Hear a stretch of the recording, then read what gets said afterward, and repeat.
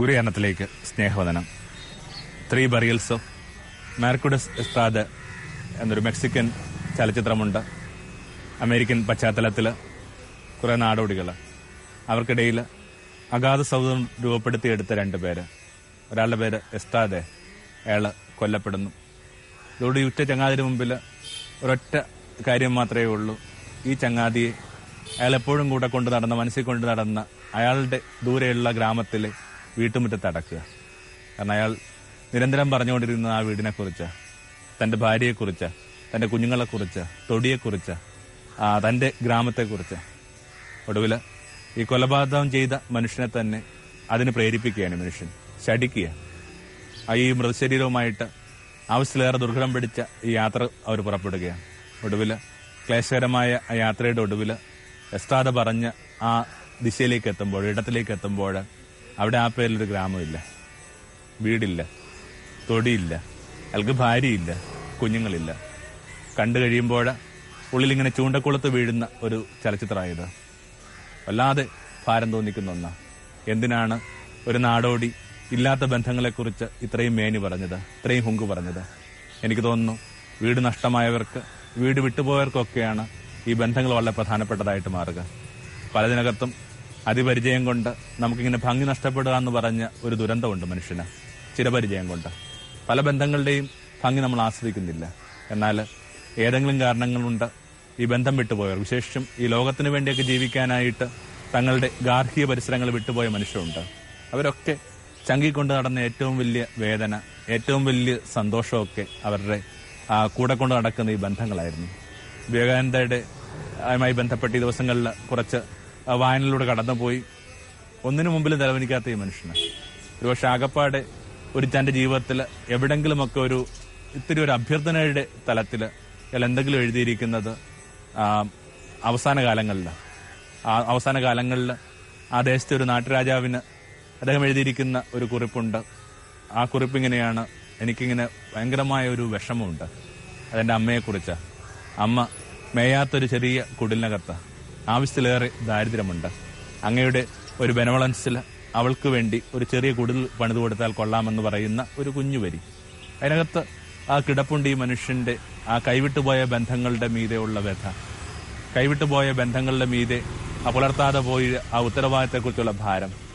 ഇപ്പൊ എല്ലാ വലിയ മനുഷ്യരെങ്കിലും ലോകത്തിന് വേണ്ടി വീട് വിട്ടുപോയ ആൾക്കാരാണ്. എന്നാൽ അവരുടെ ഏറ്റവും വലിയ ആശങ്കകളിലൊന്ന് ഈ ബന്ധങ്ങൾക്ക് എന്ത് സംഭവിക്കുന്നുള്ളതായിരുന്നു. നമ്മുടെ നാട്ടിൽ തന്നെ ആ ശങ്കരാചാര്യരുടെ ആ പാരമ്പര്യം എടുക്കുക. 8-ാം വയസ്സിൽ ആ വീട് വിട്ടുപോയ ആളാണ്. എന്നിട്ടും നമുക്കറിയാം, അമ്മ മരിക്കുന്ന ദിനങ്ങളിൽ ദൂരെ എവിടെയായിരുന്നു ഈ മനുഷ്യൻ?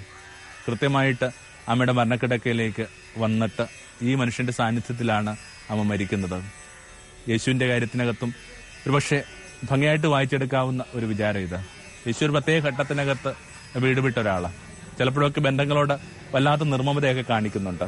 പുറത്ത് നിന്റെ അമ്മയും സഹോദരന്മാരും കാത്തു നിൽക്കുന്നൊക്കെ പറയുമ്പോൾ ആരാണ് എന്റെ അമ്മയും സഹോദരന്മാരും എന്നൊക്കെ പറഞ്ഞ് ആ ബന്ധങ്ങളെയൊക്കെ വളരെ ഫിലോസഫിക്കലായിട്ട് വ്യാഖ്യാനിക്കാനായിട്ട് ശ്രമിച്ച ഒരാളുടെ പേരാണ് യേശു. എന്നിട്ടും നമുക്കറിയാം, മരിക്കുന്നതിനേക്കാൾ മുമ്പേ യേശുവിന്റെ ഏറ്റവും പ്രധാനപ്പെട്ട കൺസേൺസിലൊന്ന്, അവിടുത്തെ 7 മൊഴികളിലൊന്ന് എന്തായിരുന്നു? മേരിയയ്ക്ക് ഉള്ള ഒരു അഭയവുമായി ബന്ധപ്പെട്ട വാക്ക്. നമുക്കതിനെ ദൈവശാസ്ത്രപരമായിട്ടൊക്കെ വ്യാഖ്യാനിക്കാം. നിശ്ചയമായിട്ടും അത്തരം വ്യാഖ്യാനങ്ങൾക്ക് അടിസ്ഥാനവുമുണ്ട്. പക്ഷെ അതിന് ലോക്കലായൊരു മീനിങ് ഉണ്ട്. അത് ഒരു മകന്റെ അമ്മയോടുള്ള കടപ്പാടിന്റെ വാക്കുകളാണ്. ബന്ധങ്ങളെ കുറെ കൂടി ഗൗരവമായിട്ട് എടുക്കാനായിട്ട് യേശുവിന്റെ മനോഭാവം, യേശുവുമായി ബന്ധപ്പെട്ട ചില വായനകൾ നമ്മളെ സഹായിക്കണം. കാരണം ചില മനുഷ്യരെങ്കിലും ഈ ബന്ധങ്ങളെ ഗൗരവമായിട്ട് എടുത്തിട്ടില്ല. ബന്ധങ്ങളെ കുറെ കൂടി ഒരു ദൈവിക പശ്ചാത്തലത്തിൽ കാണാനായിട്ട് ശ്രമിക്കുന്നത് നല്ലതാണ്. അതുകൊണ്ടൊക്കെയാണ് യേശു പറയുന്നത് ദൈവമാണ് യോജിപ്പിക്കുന്നത്. നമ്മുടെ ഗിവൺനെസിന്റെ പേരാ ബന്ധം എന്ന് പറയുന്നത്. ആരും നിശ്ചയിക്കുന്നതല്ല. നമുക്ക് നൽകപ്പെട്ടത് മാത്രമേ നമുക്ക് കൊടുക്കാൻ പറ്റുന്നൊക്കെ ഉള്ള യേശുവിന്റെ തിരുവചനങ്ങളെ വാസ്തവത്തിൽ ഇതുമായിട്ടുകൂടി ബന്ധപ്പെടുത്തി വായിക്കേണ്ടത്. നമ്മുടെ ആ ഗിവൺനെസിന്റെ ഒരു പ്രധാനപ്പെട്ട ഘടകം എന്ന് പറയുന്നത് നമ്മുടെ ബന്ധങ്ങളാണ്. നമ്മുടെ ആറ്റിറ്റ്യൂഡിനെ സ്വാധീനിച്ചവര്, നമ്മുടെ അതിജീവനത്തെ ഉറപ്പാക്കിയവര്, നമ്മുടെ മുമ്പോട്ട് പോലുള്ള യാത്രയിൽ കൂട്ടുവന്നതൊക്കെ ബന്ധങ്ങളാണ്. അപ്പൊ അതിനകത്ത് കൃത്യമായൊരു ദൈവിക നിശ്ചയമുണ്ടെന്ന് കരുതി കഴിഞ്ഞാൽ ഇതിനെ കുറെ കൂടി ആദരപൂർവ്വം നമ്രതയോടെ കൈകൂപ്പിയൊക്കെ നമുക്ക് കാണാൻ പറ്റിയെന്നിരിക്കും. ദൈവമാണ് യോജിപ്പിച്ചത്. ഇതിനകത്തും ഒരു ഡിവൈൻ സ്പെക്ട്രത്തിലേക്ക് ചില കാര്യങ്ങൾ വെച്ച് കഴിയുമ്പോൾ അതിന് ലഭിക്കുന്ന ഒരു ഫ്രാഗ്രൻസ് ഉണ്ട്, അതിന് ലഭിക്കുന്ന ഒരു പ്രകാശമുണ്ട്. അത് അങ്ങനെ തന്നെയാണോ അല്ലെന്നൊക്കെ ഓർത്ത് നമ്മൾ തർക്കിച്ചു കഴിഞ്ഞാൽ ഇതിന് ഭംഗി ഉണ്ടാവില്ല.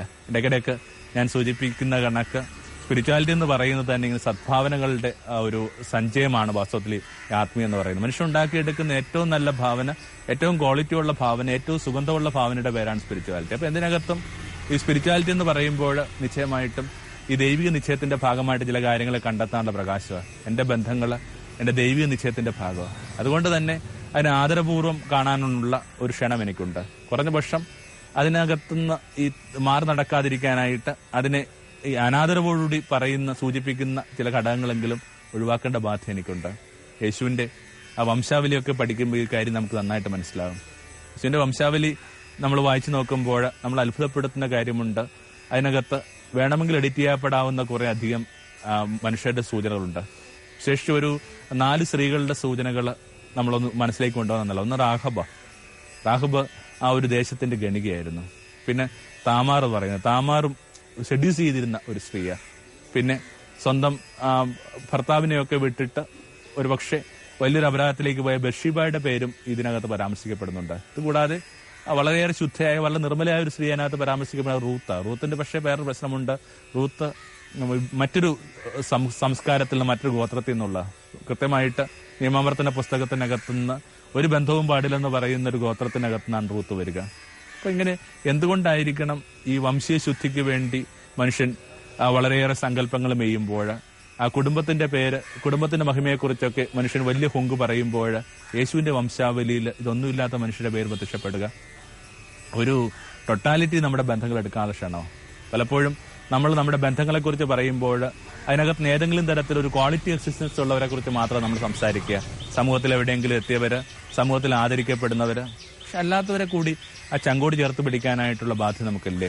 ആൽക്കഹോളിക്കായ ഒരു ചിറ്റപ്പൻ എനിക്കുണ്ട്, അല്ലെങ്കിൽ ഏതെങ്കിലും തരത്തിൽ ചിത്തരോഗ ആശുപത്രിയിൽ പെട്ടിരിക്കുന്ന ഒരു അനുജൻ എനിക്കുണ്ട്, അൺബെഡായിട്ടുള്ള ഒരു പെങ്ങളുണ്ട്, വിവാഹം കഴിക്കാതെ കുഞ്ഞിന് ജന്മം കൊടുത്ത ഒരു പെങ്ങൾ എനിക്കുണ്ട് എന്നൊക്കെ പറയാനായിട്ടുള്ളൊരു ധൈര്യം, ഇല്ലെങ്കിൽ ഒരു പ്രത്യേക കുറ്റകൃത്യവുമായി ബന്ധപ്പെട്ട് തടവറ കിടക്കുന്ന ഒരു വ്യക്തി എനിക്കുണ്ട് എന്നൊക്കെ പറയുമ്പോൾ, ഈ ബന്ധങ്ങൾ എന്നൊക്കെ പറയുമ്പോൾ നമ്മൾ ഇതിനകത്ത് ഇത്രയും ഈ ഫിൽറ്ററിങ് നടത്തേണ്ട ബാധ്യതയില്ല.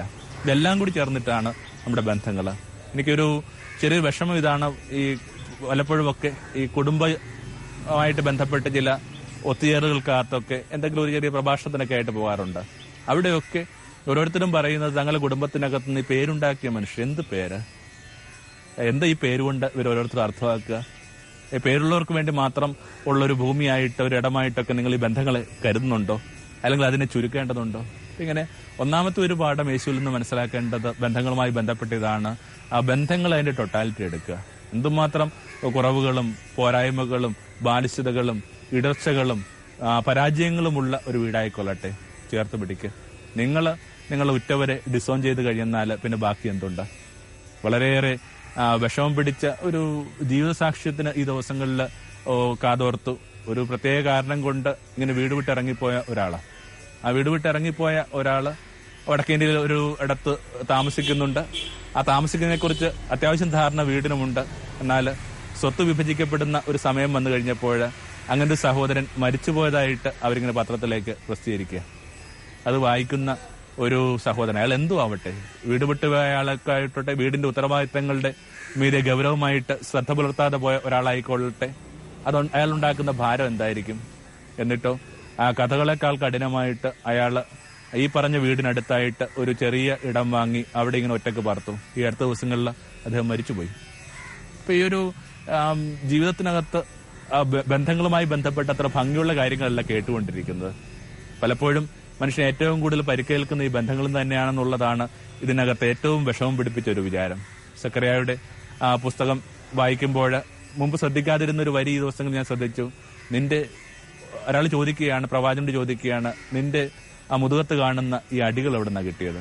നിന്റെ മുതുകത്ത് കാണുന്ന ഈ തിണർത്ത പാടുകൾ എങ്ങനെയാ? അപ്പോൾ പ്രവാചകൻ പറയാണ്, അതോ ഞാൻ എന്റെ ചങ്ങാതിയുടെ ഗൃഹത്തിൽ വെച്ച് പ്രഹരിക്കപ്പെട്ടത്. ഏറ്റവും സ്നേഹം കൊടുക്കേണ്ട, ഏറ്റവും താലോലിക്കപ്പെടേണ്ട, ഏറ്റവും അണച്ചുപിടിക്കേണ്ട ഇടങ്ങളിൽ ഉറ്റവരാൽ പ്രഹരിക്കപ്പെടുക എന്ന് പറയുന്ന ഒരു തലവര എനിക്ക് തോന്നുന്നു ആ മനുഷ്യ ഒഴിവാക്കാൻ പോലും പറ്റാത്തൊരു തലവരയാണ്. എന്തോ ആവട്ടെ, ആ ഒരു പശ്ചാത്തലത്തിൽ നമ്മളുടെ ഈ ബന്ധങ്ങളുമായി ബന്ധപ്പെട്ട് യേശു തരുന്ന ആ ഒന്നാമത്തെ പാഠം അത് തന്നെയാണ്. ആ ബന്ധങ്ങളെ കുറെ കൂടി മതിപ്പോടുകൂടി ആദരപൂർവ്വം എടുക്കുക. ഒരു ബന്ധവും നിങ്ങൾ നിശ്ചയിച്ചതല്ല, നിങ്ങൾക്ക് നൽകപ്പെട്ട എല്ലാത്തിനെയും നമ്രതയോട് സ്വീകരിക്കാനായിട്ട് പരിശീലിപ്പിക്കുന്ന ഒരു പുസ്തകമാണല്ലോ വേദപുസ്തകം എന്ന് പറയുന്നത്. എന്നാൽ ഇതിന്റെ രണ്ടാം ഘട്ടത്തിലേക്ക് വരുമ്പോൾ ഈ ബന്ധങ്ങളെ ക്രിസ്തു കുറെ കൂടി പ്രാപഞ്ചികമാക്കിയ, ആരുടെയും ബന്ധങ്ങൾ അത്രയും കുരുങ്ങാൻ പാടില്ലെന്ന് യേശുവിനറിയാം. കുറെ കഴിയുമ്പോൾ ഈ ബന്ധങ്ങൾ മനുഷ്യ അന്ധരാക്കും. നമ്മുടെ ആ ഏറ്റവും പ്രധാനപ്പെട്ട എപ്പിക് എന്ന് പറയുന്ന മഹാഭാരത കഥ തന്നെ എടുക്കുക. അതിനകത്ത് ധൃതരാഷ്ട്രം എന്ന് പറയുന്നത് പോലൊരു പ്രതീകമാണെന്നാണ് പറയുന്നത്. അയാൾ അങ്ങനെ അന്ധനായിരുന്നൊരു മനുഷ്യനായിരുന്നില്ല, മറിച്ച് അന്ധത എന്ന് പറയുന്നതിനകത്ത് ഒരു മെറ്റഫറായിട്ട് ഗണിക്കപ്പെടുന്ന ഒരു നല്ല വായനകളൊക്കെ ഉണ്ട്. മക്കളോടുള്ള സ്നേഹം കൊണ്ട് അന്ധമായി പോയി. എന്നാൽ കുറച്ചുകൂടി ഈ കാര്യത്തിനകത്ത് വിവേകമായിട്ട് പറയാവുന്ന സ്ത്രീസഹജമായ ഒരു അനുഭവത്തോടുകൂടി നീതിപൂർവ്വം സംസാരിക്കാമായിരുന്ന ഒരാൾ, അയാളുടെ ഭാര്യ ഗാന്ധാരിയ, അവരാവട്ടെ ഒരു തുണി കൊണ്ട് തന്റെ കണ്ണ് കെട്ടി സ്വയം അന്ധയാകുകയും ചെയ്യുന്നു. ലോകചരിത്രത്തിൽ എല്ലായിടത്തുമുണ്ട് ഇങ്ങനെ ബന്ധങ്ങൾക്ക് വേണ്ടി അന്ധരായിപ്പോയി, വിശേഷിച്ച് ഈ മക്കൾക്ക് വേണ്ടിയൊക്കെ അന്ധരായിപ്പോയവര്. നമ്മുടെയൊക്കെ കാലത്ത് വളരെയേറെ വാഴ്ത്തപ്പെടുന്ന പല രാഷ്ട്രീയ സാമൂഹിക നേതാക്കന്മാരും ഈ മക്കളോടുള്ള സ്നേഹം കൊണ്ട് അന്ധമായി പോയതാണ്. മക്കളോടുള്ള സ്നേഹത്തിന്റെ പേരിൽ അതിന് പിന്നെയും കുറച്ചുകൂടി എന്ത് ചെയ്യുന്നുണ്ട്, അതിന്റെ ലെവൽ കുറച്ചുകൂടി മാറും. സ്വജനപക്ഷപാതം എന്നുള്ളതുണ്ടാകും, ആശ്രിത വത്സരം എന്ന പേരുണ്ടാകും. പക്ഷെ അത്തരം ചില ഓട്ടങ്ങൾക്കിടയിൽ, അത്തരം ചില അന്ധതകൾക്കിടയിൽ മറ്റു പല മക്കളെയും കാണാതെ പോയി, മറ്റു പല അച്ഛന്മാരെയും കാണാതെ പോയി. തന്റെ മകൻ എവിടെയാണ് ചോദിച്ചിട്ട് ഒരച്ഛനോട് ഉത്തരം പോലും പറയാൻ പറ്റാത്ത ഒരു വ്യക്തി എന്തുമാത്രം ഈ പറയുന്ന ബന്ധങ്ങൾ അന്ധമായി പോയ ഒരു വ്യക്തിയായിരിക്കണം. എന്നിട്ടും അവർക്കൊക്കെ ലഭിക്കുന്ന വാഴ്ത്തുകൾ എവിടെയെങ്കിലുമൊക്കെ വെച്ചിട്ട് ഈ കാഴ്ചയെ തടസ്സപ്പെടുത്തുന്നതാണ് ബന്ധങ്ങളെന്ന് മനസ്സിലാക്കി കഴിഞ്ഞാൽ അതിന് മീതെ ഉയരാനുള്ള വിവേകം ഉണ്ടാവണമെന്ന് കൂടി അവിടുന്ന് ഭൂമിയെ പഠിപ്പിച്ചു. അതുകൊണ്ടാണ് ഒരു പ്രത്യേക ഘട്ടത്തിനകത്ത് ആ ബന്ധങ്ങളുമായി ബന്ധപ്പെട്ട് യേശു നടത്തുന്ന ആ ഒരു വല്ലാത്തൊരു പ്രസ്താവനയുണ്ട്. യേശു ഇങ്ങനെ പഠിപ്പിച്ചുകൊണ്ടിരിക്കുമ്പോൾ ആൾക്കൂട്ടം പറഞ്ഞു, ദാ നിന്നെ കാണാനായിട്ട് നിന്റെ അമ്മയും സഹോദരന്മാരും പുറത്തു നിൽപ്പുണ്ട്. അപ്പോൾ യേശു പറഞ്ഞു, ആരാണ് എൻ്റെ അമ്മയും സഹോദരനും? എൻ്റെ വാക്കനുസരിച്ചിട്ട് ജീവിതം ക്രമപ്പെടുത്തുന്നവരാണ് എൻ്റെ അമ്മയും സഹോദരനും. എന്തൊരു പ്രാപഞ്ചിക ബോധത്തിലേക്കാണ് യേശു ഈ ബന്ധങ്ങളെയൊക്കെ കൂട്ടിക്കൊണ്ടു പോവുക. അപ്പൊ അങ്ങനെ ഒരു രണ്ടാം ഘട്ടത്തിലേക്ക് കൂടി ഈ ബന്ധങ്ങൾ പോയില്ലെങ്കിൽ ബന്ധങ്ങൾ വലിയ തടവറയാകും, വീട് തന്നെ വലിയൊരു തടവറയാകും. അപ്പൊ ആ ഒരു സെക്കൻഡ് ഫേസിനകത്താണ് ഇതിന്റെ ഭംഗി. അതിനകത്ത് തന്നെയാണ് ഒടുവിൽ സംഭവിച്ച കാര്യം കൂടി നമ്മൾ എടുത്തു വായിക്കേണ്ടത്. ഇതാ മടങ്ങിപ്പോകുന്നതിനേക്കാൾ മുമ്പേ യേശു രൂപപ്പെടുത്തിയെടുക്കുന്ന കർമ്മബന്ധം എന്ന് പറയുന്ന ഒരു പശ്ചാത്തലം. രണ്ടു പേരും മുമ്പിൽ നിൽക്കുകയാണ്, രണ്ടുപേർക്കും സംരക്ഷണം ആവശ്യമുണ്ട്. പലപ്പോഴും നല്ല പ്രവാചകന്മാർ നല്ല മക്കളല്ല, എന്നാൽ യേശു നല്ല പ്രവാചകനും നല്ല മകനാണെന്ന് തെളിയിച്ചു. യേശുവിന്റെ നേരത്തെ സൂചിപ്പിച്ച കണക്ക് അവസാനത്തെ കൺസേൺസിലൊന്ന് അതെന്റെ അമ്മയുമായി ബന്ധപ്പെട്ടതാണ്. ഒറ്റപ്പെട്ട് ജീവിക്കാനായിട്ട് ബാധ്യതയുള്ള ഒരു സ്ത്രീയാണ്. ഭർത്താവ് വളരെ ചെറുപ്പത്തിലെ മരിച്ചുപോയ ഒരു വിധവയായ സ്ത്രീയാണ് മേരി എന്നൊക്കെയാണ് പാരമ്പര്യം. അപ്പോൾ ഈ ഭൂമിയിൽ ആരുമില്ലാത്ത ഒരു സ്ത്രീ, ആ സ്ത്രീയുമായി ബന്ധപ്പെട്ട ഏറ്റവും വലിയൊരു കൺസേൺ യേശു പുലർത്തുന്ന ഇങ്ങനെയാണ്, പുതിയ ബന്ധം രൂപപ്പെടുത്തിക്കൊണ്ട് യോഹന്നാനെ ചൂണ്ടിക്കാണിച്ചുകൊണ്ട് പറഞ്ഞു, അമ്മ ഇതാണ് നിന്റെ മകൻ. ആ നിമിഷം ബന്ധങ്ങൾക്ക് ജ്ഞാനസ്ഥാനം ഉണ്ടാവുകയാണ്, ബന്ധങ്ങൾക്ക് മീതെ ഇങ്ങനെ മാമോദീസ വെള്ളം വീഴുകയാണ്, ബന്ധങ്ങൾ ആ കുറെ കൂടി ഭംഗിയുള്ളതായി മാറുകയാണ്. ഈ ഗിവൺനെസ് എന്ന് പറഞ്ഞ ഒരു കാര്യത്തെക്കാൾ ഭംഗിയുള്ളതാണ് ഈ തെരഞ്ഞെടുപ്പൊക്കെ പെട്ട അനുഭവം. നമുക്ക് നൽകപ്പെട്ട കാര്യങ്ങൾക്കകത്ത് നമുക്ക് കാര്യമായി വ്യത്യാസങ്ങളൊന്നും ഉണ്ടാക്കാൻ പറ്റില്ല. എന്നാൽ നമുക്ക് ബോധപൂർവം, ധ്യാനപൂർവ്വം, സ്നേഹപൂർവ്വം നമ്മൾ നടത്തുന്ന ചില ചോയ്സുകൾ കൂടി ഈ ബന്ധങ്ങളുടെ പശ്ചാത്തലത്തിലുണ്ട്. അങ്ങനെ വരുമ്പോൾ ഈ ഭൂമിയിലുള്ള ഏറ്റവും നല്ല ബന്ധങ്ങളൊക്കെ ഈ കർമ്മബന്ധങ്ങളാണെന്ന് നമുക്ക് മനസ്സിലാവും. നല്ലതുപോലെ ആ ബന്ധങ്ങളാൽ സപ്പോർട്ട് ചെയ്യപ്പെട്ട ഒരു സ്ത്രീയുടെ പേരാണ് ഹെലൻ കെല്ലർ. അവർ ആത്മകഥ എന്ന് വായിക്കുന്നത് നല്ലതാ. നിശ്ചയമായിട്ട് അവരുടെ വീട് അവരുടെ കൂടെ ഭംഗിയായിട്ട് നിന്നു. പക്ഷെ ആ വീട് കൊടുത്തതിനേക്കാൾ കൂടുതൽ ബലം അവർക്ക് കിട്ടിയത് അവർ ആനി എന്ന് പറയുന്ന ടീച്ചറിൽ നിന്നാണ്. അങ്ങനെ എന്തുമാത്രം കഥകൾ ഈ ഭൂമിയിലുള്ള എത്രയോ മനുഷ്യർക്ക്, സാധാരണക്കാർക്ക് വലിയവർക്കും പറയാനായിട്ടുണ്ടാവും. അങ്ങനെ അഗാധ ആ ബന്ധങ്ങളിലേക്ക് യേശു കൂട്ടിക്കൊണ്ടു പോകുന്ന ഒരു ഭംഗിയുള്ള പ്രതലമുണ്ട് ഈ ബന്ധവുമായി ബന്ധപ്പെട്ട രണ്ടാം വിചാരത്തിനകത്ത്. ഇനി ബന്ധവുമായി ബന്ധപ്പെട്ട് യേശു പറയുന്ന ഒരു സങ്കടം കൂടി കണ്ടിട്ട് നമുക്ക് ഈ വിചാരത്തെ ഒന്ന് പ്രാർത്ഥനയാക്കാവുന്നേ ഉള്ളൂ. എന്താണത്? യേശു പീലിപ്പോസിനോട് പറഞ്ഞൊരു കാര്യമാണ്. പീലിപ്പോസെ, ഇത്രയും കാലം കൂടെ ഉണ്ടായിരുന്നിട്ടും നീ എന്തുകൊണ്ട് എന്നെ മനസ്സിലാക്കിയില്ല? വളരെ കുറച്ചാണ് നമ്മൾ നമ്മുടെ ഉറ്റവരെ മനസ്സിലാക്കുക. ആരാരെ മനസ്സിലാക്കുന്നുണ്ട്? സത്യം പറഞ്ഞാൽ ഒരു തൂമ്പാപ്പാട് പോലും നമ്മൾ നമ്മുടെ ബന്ധങ്ങൾ ഇങ്ങനെ കുഴിച്ചു കാണാനായിട്ട് തയ്യാറല്ല. യേശു പറഞ്ഞിട്ടുണ്ടല്ലോ, വയലിന് താഴെ നിധിയുണ്ട്. എന്താ വയലെന്ന് പറഞ്ഞ? ഫ്ലാറ്റാ. കാര്യമായ നിമ്നോന്നതങ്ങളില്ലാത്ത വളരെ സാധാരണമായ ഏറ്റക്കുറച്ചുകളില്ലാത്തൊരു അനുഭവത്തിന്റെ പേരാണ് ഈ ബന്ധം എന്നൊക്കെ പറയുന്നത്. പക്ഷെ ഒരു തൂമ്പാപ്പാട് താഴോട്ട് കുഴിക്കുമ്പോൾ നിങ്ങൾക്കറിയാം ഇതിന് താഴെ അഗാധമായ ചില അനുഭവങ്ങളുണ്ട്. വലിയ നിധികളുണ്ട്. എന്നാൽ അത്തരം ഒരു കണ്ടെത്തലുകളില്ലാതെ, അത്തരം ഒരു നിധി അന്വേഷണമില്ലാതെ നമ്മുടെ ജീവിതം കടന്നു പോവുകയാണ്. കുറച്ചുകൂടി ബന്ധങ്ങളെ ആഴത്തിൽ കാണാനായിട്ട് പറ്റിയിരുന്നെങ്കിൽ എത്ര ഭംഗിയുള്ളതാകും നമ്മുടെ ഗാർഹികവും സാമൂഹികമായ പരിസരങ്ങൾ. പലപ്പോഴും നമ്മുടെ ഉറ്റവർക്ക് പ്രധാനപ്പെട്ട പല കാര്യങ്ങളും നമ്മൾ തിരിച്ചറിയുന്ന പോലുമില്ല. ബന്ധങ്ങളിലൊക്കെ വല്ലാതെ പൊള്ളലോടുകൂടി പറയുന്ന ഒരു കഥയുണ്ട്. ആ കഥ ഇങ്ങനെ ഒറ്റനോട്ടത്തിൽ വളരെ സിമ്പിളാന്ന് തോന്നിക്കഴിഞ്ഞാലും ഇത്തിരി കണ്ണുപൂട്ടി മെഡിറ്റേറ്റ് ചെയ്യുമ്പോൾ ഇത്രയും കഠിനമായൊരു കഥയില്ല. അതിങ്ങനെയാണ്, ദേവലോകത്തുള്ള ഒരു സ്ത്രീ ഭൂമിയിലുള്ള ഒരു മനുഷ്യനുമായി പ്രണയത്തിലായി. അവള് തന്റെ വിവാഹത്തിന്റെ അന്ന് ഭൂമിയിലേക്ക് വരുമ്പോൾ അവളുടെ കൈവശം ഒരു ചെപ്പുണ്ടായിരുന്നു. ഈ ചെപ്പ് കാണിച്ചിട്ട് അവൾ പറഞ്ഞു, ഈ ചെപ്പിനകത്താണ് എനിക്ക് ഏറ്റവും വിലപിടിപ്പുള്ള ഒന്ന്. അതുകൊണ്ട് തന്നെ ആ ചെപ്പ് ഏറ്റവും പ്രധാനപ്പെട്ട ഇടത്തിൽ വെച്ചു, ആ പൂജാമുറി വെച്ചു, വിളക്ക് കൊളുത്തി ഒക്കെ ചെയ്തു. എന്നിട്ടും കുറെ കാലം കഴിയുമ്പോൾ നമുക്കറിയാം, ഏതൊരു ബന്ധങ്ങൾക്കകത്തും ഒരു താല്പര്യക്കുറവിന്റെ നിരുന്മേഷതയുടെ ഒക്കെ ഒരു ഘട്ടമുണ്ട്. നമ്മൾ കൃത്യമായ മെഡിറ്റേഷനിലും ഏകാഗ്രതയിലും അല്ല ജീവിക്കുന്നെങ്കിൽ ഈ ബന്ധങ്ങൾക്കകത്തൊക്കെ വല്ലാത്തൊരു അകലം രൂപപ്പെടുന്ന ഒരു കാലമുണ്ട്. അത്തരം ഒരു കാലത്തിനകത്ത് ഈ ചെപ്പിനകത്ത് എന്തെന്നറിയാനുള്ള കൗതുകം ഇവനുണ്ടായി. ഇവന് ഈ ചെപ്പ് തുറന്നു നോക്കി, അതിനകത്തൊന്നുമില്ലായിരുന്നു. അതുകൊണ്ട് ഇവൻ വല്ലാതെ അങ്ങ് ക്ഷുഭിതനാവുകയെ. അവൻ പറയുകയാണ്, നീ ഇത്രയും കാലം ഒരു നുണ കൊണ്ട് എന്റെ ജീവിതത്തെ എന്തിനാണ് ഇത്രയും കീഴ്പ്പെടുത്തിയത്? നീ പറഞ്ഞ ഈ ചെപ്പിനകത്ത് നിനക്ക് ഏറ്റവും പ്രധാനപ്പെട്ട ഒന്നുണ്ട്. ഞാൻ അതിനങ്ങനെ തന്നെ എടുക്കുകയും ചെയ്തു. ഇപ്പോഴാവട്ടെ അതിനകത്തൊന്നുമില്ല. അതിനകത്ത് വെറുതെ പൊള്ളേ, അത് വെറുതെ ശൂന്യമാണ്. പെട്ടെന്ന് ഈ പെൺകുട്ടി വാവിട്ട് കരയാൻ തുടങ്ങി. അവൾ പറഞ്ഞു, നിങ്ങൾക്കറിയാമല്ലോ, ഞാൻ വരുന്നല്ലോ ദേവലോകത്തുനിന്നാ. ഞാൻ വസിച്ചിരുന്നത് മേഘം കൊണ്ടുണ്ടാക്കിയ വീട്ടിനകത്ത്. ഞാൻ ഭൂമിയിലേക്ക് വരുമ്പോൾ ഞാൻ വസിച്ചിരുന്ന മേഘവീടിന്റെ ഓർമ്മയ്ക്ക് വേണ്ടി മാലാഹ കുഞ്ഞുങ്ങള് മേഘത്തിന്, ആകാശത്തിന്റെ ഒരു കഷ്ണം മുറിച്ച് ഈ ചെപ്പിനകത്ത് എനിക്ക് ഒതുക്കി സമ്മാനിച്ചതാ. എന്റെ ആകാശം എന്നോട്ടാണ് നിങ്ങൾക്ക് ശൂന്യതയായിട്ട് അനുഭവപ്പെട്ടത്. എല്ലാ ബന്ധങ്ങളുടെയും ഉള്ളില് വല്ലാതെ പൊള്ളിക്കുന്ന ഈ ചോദ്യമുണ്ട്, എന്റെ ആകാശം എന്നോട്ടാണ് നിങ്ങൾക്ക് ശൂന്യതയായിട്ട് അനുഭവപ്പെട്ടത്? ആകാശം ശൂന്യതയാ, എംപ്റ്റി സ്പേസ് സ്കൈ അല്ലേ? ആകാശം ഇങ്ങനെ കാണുന്നവന്റെ കണ്ണി മാത്രമുള്ള ആകാശം, അല്ലാതെ ആകാശം എന്ന് പറയുന്ന റിയാലിറ്റി അല്ലെന്ന് ഭൂമിയിലുള്ള എല്ലാവർക്കും അറിയാം. എന്നിട്ടും ആകാശം എത്ര ഭംഗിയായിട്ട് ഒരു യാഥാർത്ഥ്യമായിട്ട് മനുഷ്യൻ കൊണ്ട് നടക്കുന്നത്. അപ്പൊ കാണുന്നവന്റെ മിഴികളിലെ ആകാശം. എല്ലാ ബന്ധങ്ങളിലും ഈ ചോദ്യം മുഴങ്ങുന്നുണ്ട്, എന്തുകൊണ്ടാണ് എന്റെ ആകാശം നിങ്ങൾക്ക് ശൂന്യതയായിട്ട് അനുഭവപ്പെട്ടത്? നിങ്ങളുടെ കുഞ്ഞുങ്ങൾക്ക് ആകാശമുണ്ട്. ഒരു സ്കൂൾ ആനിവേഴ്സറിയാണ്, ഒരു ചെറിയ സമ്മാനം കുട്ടിക്ക് കിട്ടിയിട്ടുണ്ട്. അതിനകത്തൊക്കെ ഇത്രയേ കാര്യമുള്ളൂ. മിഠായി പിറക്കുകയോ കസരോ കളിക്കുകയോ ഒക്കെ ചെയ്തതിനകത്ത്, ഒരു സമ്മാനം കിട്ടുന്നതിനകത്ത് ഇത്രയും സന്തോഷിക്കാനായിട്ട് എന്താ കാര്യങ്ങളുള്ളത്? വെറുതെ ഫ്ലൂക്കാ, വെറുതെ ഭാഗ്യം എന്ന് മാത്രമേ ഉള്ളൂ, കൊച്ചു കാര്യങ്ങളാ. എന്നിട്ടും കുട്ടി പറയുന്നു, അപ്പ ഇന്ന് ഈ സമ്മാനം കൊടുക്കുമ്പോ അപ്പ എന്റെ കൂടെ വേണം. കാരണം അവന്റെ ജീവിതത്തിൽ ഏറ്റവും വലിയൊരു മുഹൂർത്തം നടക്കുകയാണ്. നിങ്ങൾ സാക്ഷിയാവണമെന്ന് അവൻ ആഗ്രഹിക്കുന്നുണ്ട്. അവന്റെ ആകാശം അതാ. ഒരു 500 രൂപ തച്ച് കിട്ടുന്നൊരു പണിയിലാണ് നിങ്ങൾ ഏർപ്പെടുന്നത്. 500 രൂപയുടെ തച്ച് കിട്ടുന്ന ഈ പണിയിൽ നിങ്ങൾ പോയിട്ടില്ലെങ്കിൽ ഒരു ദിവസത്തെ കാര്യം ബുദ്ധിമുട്ടത്തിലാവും, അല്ലെങ്കിൽ 2 ദിവസത്തെ കാര്യം ബുദ്ധിമുട്ടിലാവും. എന്നിട്ടും 2 ദിവസത്തെ കാര്യം ബുദ്ധിമുട്ടായിക്കൊള്ളട്ടെ, ഒരു തച്ച് പോയിക്കൊള്ളട്ടെ എന്ന് പറഞ്ഞ് ആ കുട്ടിയെയും പിടിച്ചുകൊണ്ട് അവന്റെ വിദ്യാലയത്തിലേക്ക് പോകുമ്പോഴാണ് നിങ്ങൾ അവന്റെ ആകാശത്തെ അവന്റെ ആകാശമായിട്ട് എടുക്കുക. അങ്ങനെ കുഞ്ഞുങ്ങൾക്ക് ആകാശമുണ്ട്. വയോധികരായ നിങ്ങളുടെ മാതാപിതാക്കന്മാർക്ക് ആകാശമുണ്ട്. ഇപ്പൊ അവര് വിചാരിക്കുന്നു നിങ്ങൾ പള്ളിയിൽ കൃത്യമായിട്ട് പോകണമെന്ന്.